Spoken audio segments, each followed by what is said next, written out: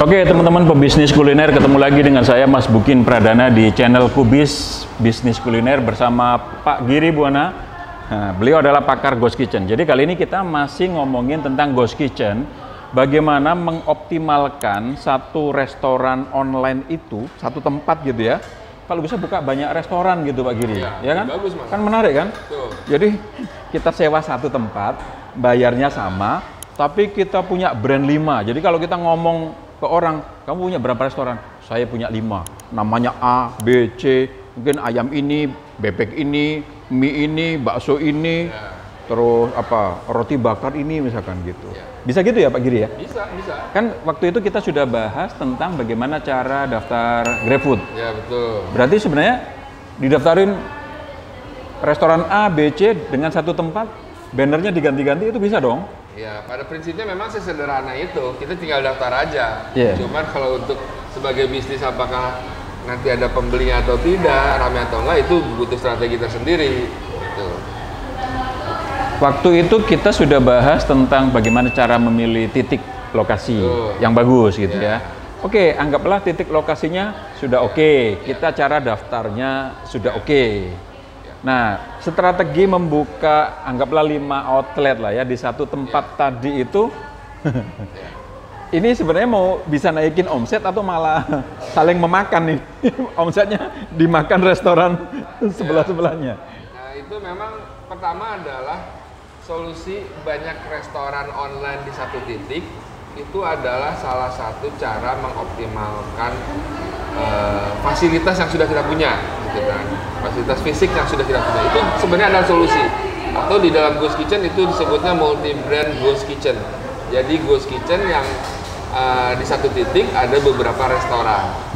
Hanya yang perlu kita ketahui, yang perlu kita pahami adalah bagaimana menentukan jenis produk dan bagaimana menentukan brand. Itu hal yang sangat penting, harus kita kuasai dulu, karena jangan sampai seperti yang disampaikan tadi bahwa punya banyak resto tapi bersaingnya di antara yang punya kita sendiri. Nah, itu ada strateginya. Jadi punya banyak restoran online adalah memang salah satu solusi mengoptimalkan investasi kita, karena dengan satu investasi, sekali investasi kita bisa punya potensi penjualan yang lebih banyak karena banyak pintu masuk ke dalam bisnis kita.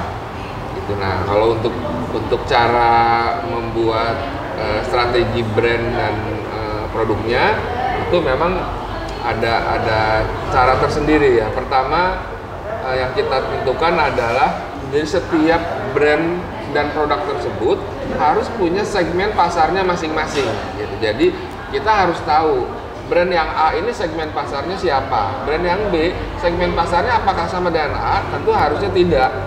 Nah, segmen pasar itu tidak berarti produknya harus beda ya. Misalnya ayam goreng dengan ayam goreng bahkan bisa sama, tapi yang harus kita ingat, yang satu misalnya ayam goreng berbasis bumbu tradisional, yang satu kekinian gitu ayam gorengnya. Nah, itu Fried chicken lah ya? Ya, fried chicken misalnya, itu kan segmen pasarnya jelas beda.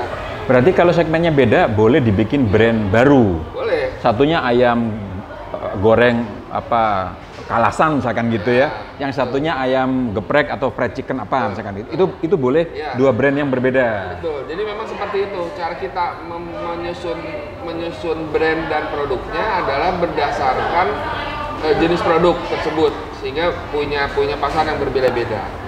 Nah, bisa juga kita, jadi kepentingannya atau kelebihannya punya banyak restoran online di satu titik itu, kita bisa dapat potensi income lebih besar dan kita bisa dapat efisiensi. Sebenarnya ada dua hal. Nah, efisiensi itu terjadi karena kalau kita cukup pintar untuk membuat strategi menunya, kita bisa menggunakan bahan baku yang sama sehingga ada terjadi perputaran yang cepat di dalam bahan baku sehingga resiko kerusakan menjadi lebih kecil, atau istilahnya waste-nya, bahan terbuangnya menjadi sangat minimal. Itu tujuan sehingga terjadi efisiensi. Misalkan nih ada case nih, kita bisa bikin ayam goreng tradisional enak, terus bisa bikin bebek goreng tradisional enak juga. Ini sebaiknya dibikin satu brand atau dibikin dua brand? Nah, ini harus ada satu analisa dulu. ayam tradisional dan bebek tradisional itu satu segmen pasar enggak. Kalau menurut saya sih kalau ayam tradisional bebek tradisional masih satu segmen pasar. Orang pilih ayam atau bebek dengan kategori bumbunya tradisional. Sebaiknya dibikin di satu brand aja karena itu sudah umum satu segmen pasar. Nanti masuk di menu aja, ada ayam goreng, ada bebek goreng, misalkan gitu. Oke. Kalau sebenarnya ayam kan bisa banyak brand. Ayam tradisional, bisa fried chicken, bisa chicken stick, bisa banyak. Jadi sebenarnya satu bahan baku saja katsu. Ya, jadi sebenarnya banyak pilihannya. Jadi menarik sebenarnya kita bangun multi brand di satu lokasi karena banyak manfaat yang bisa kita ambil. Oke. Jadi tadi ngomongin segmentasi. Nah, sekarang di internalnya mungkin ada kategori apa omset nggak Pak Giri? Kan kita udah punya 5 brand nih. Apakah kita mempekerjakan orang yang banyak di masing-masing brand itu manajemen berbeda atau apa yang bisa disatukan biar efisien juga gitu? Jadi ini lebih banyak ke teknis di sistem produksi ya, sistem operasionalnya ya. Jadi satu tadi ini adalah keunikan di Ghost Kitchen. Jadi kita punya multi brand itu atau punya banyak restoran itu bukan berarti kita harus punya peralatan satu-satu di dapur kita gitu. Misalnya brand ayam goreng punya kompor sendiri, brand fried chicken punya kompor sendiri. Itu tidak harus seperti itu. Jadi kita bisa menggunakan fasilitas yang sama untuk berbagai brand. Hanya satu yang harus kita perhatikan, penyimpanan barangnya, stoknya harus terpisah karena itu manajemen di kitchen, manajemen di dapur. Jadi jangan kompor boleh dipakai oleh berbagai brand, tapi bahan baku jangan. Bahan baku tuh punya manajemen masing-masing gitu. Nah, itulah strategi di dalam internalnya kita. Jadi nanti inventorinya berbeda-beda. Jadi kalau kita hitung stok ya masing-masing sesuai brand dan restoran satu-satu. Tidak terhadap peralatan. Kalau peralatan tetap. Itu kurang lebih gambarannya bagaimana bisnis multi brand dijalankan di satu outlet. Oke, gua lupa kalau ditelepon. Oke Pak Giri, sekarang kalau masalah keuangan, yang pasti tadi ada 5 restoran, namanya kan semuanya online resto ya atau ghost kitchen ya. Berarti setiap brand itu harus punya handphone masing-masing kan, karena aplikasi GoBiz-nya satu-satu ya. Ya. Jadi betul persis. Jadi salah satu yang harus kita pisahkan adalah sistem transaksi kita. Nah, sistem transaksi kita itu kan masuknya ke handphone. Jadi idealnya memang satu outlet atau satu brand satu handphone. Meskipun masih banyak, ada juga triknya kalau mau meminimalisir investasi karena ada handphone yang bisa 2 akun. Jadi satu handphone bisa 2 resto gitu kan. Tapi pada dasarnya idealnya memang satu handphone satu resto. Oke, jadi idealnya satu brand satu handphone. Betul.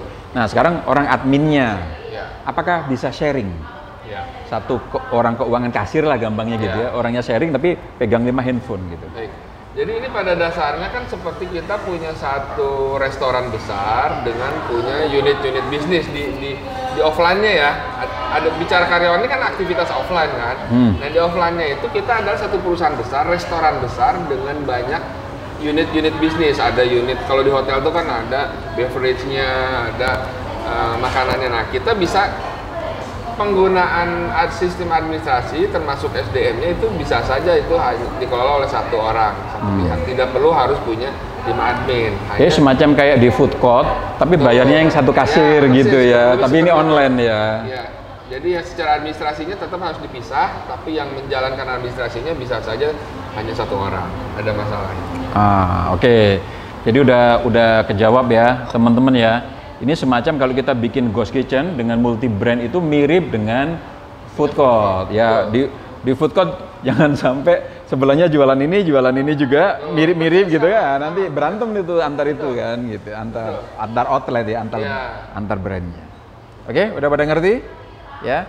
Jadi kalau yang pengen punya brand banyak silakan langsung bikin daftar 5 brand, tapi yang pasti namanya kuliner ya harus enak ya kan, harganya masuk, di luar ngomongin ini tadi itu wajibnya gitu ya Pak Giri ya. Itu mutlak kalau itu. Itu mutlak. Oke teman-teman, selamat mengotak-atik bisnisnya biar brandnya makin banyak dan ujung-ujungnya cuannya makin banyak. Oke, ikuti terus liputan dari Kubis TV kita akan membedah bisnis kuliner. Pak Giri, terima kasih. Teman-teman, terima kasih.